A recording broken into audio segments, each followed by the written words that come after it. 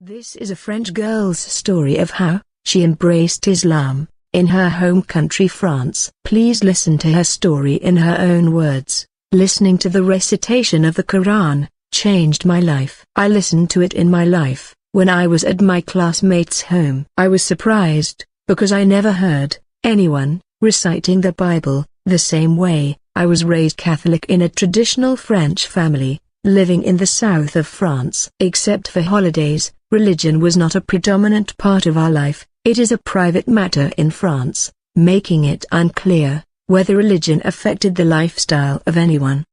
When I was in secondary school, there was a Muslim girl in my class that no one wanted to be friends. It made me feel sorry for her.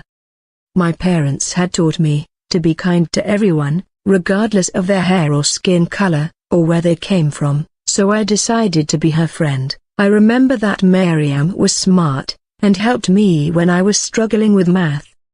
Twice a week Maryam and I studied at my house. One day, when I was 15 years old, it happened that we could not study at my house, so she invited me to her home. I had never been there before, and I remember being excited to meet her mum. They lived in a small apartment, and Maryam did not have her own bedroom, so we studied in the living room. Her mom was very friendly and prepared us something to eat. While we studied, I noticed Maryam's mom reading from a book in the other corner of the room. And although she tried to read quietly, I heard the beautiful melody. I asked Maryam what her mom was doing. She replied that her mom was reading the Quran, the holy book of Muslims. I was surprised, because I never heard anyone reciting the Bible the same way. I asked Maryam's mum to sit closer to us and read for me. Although I did not understand a word, I really enjoyed her recitation. Strangely,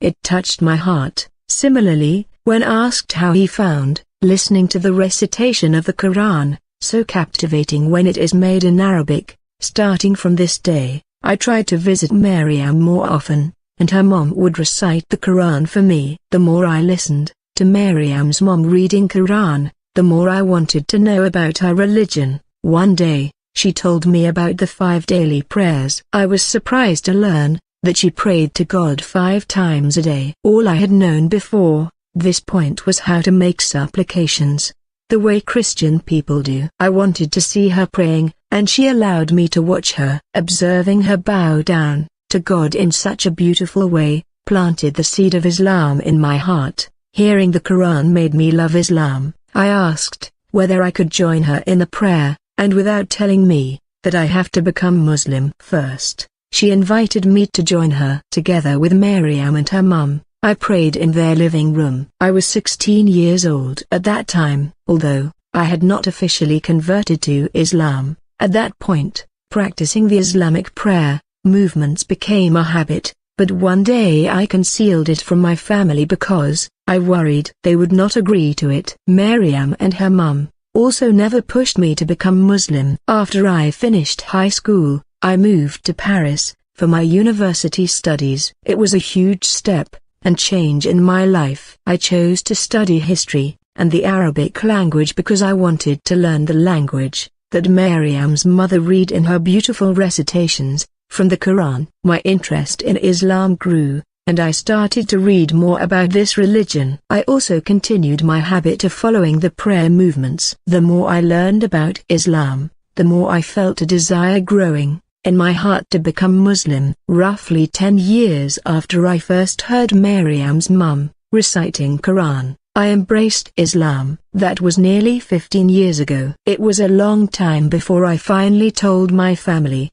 that I had accepted Islam as my religion, and when I finally told them, they were shocked. Sadly, my conversion strained our relationship, and for several years, I worked very hard to keep in contact with them, because they did not want to see me. Alhamdulillah, with patience, goodwill, and the help of God, I was able to convince them that I did not become a terrorist, and that I was still a good member of our French society. I now work with the French government, and although I cannot wear my scarf at work, I wear it during my free time.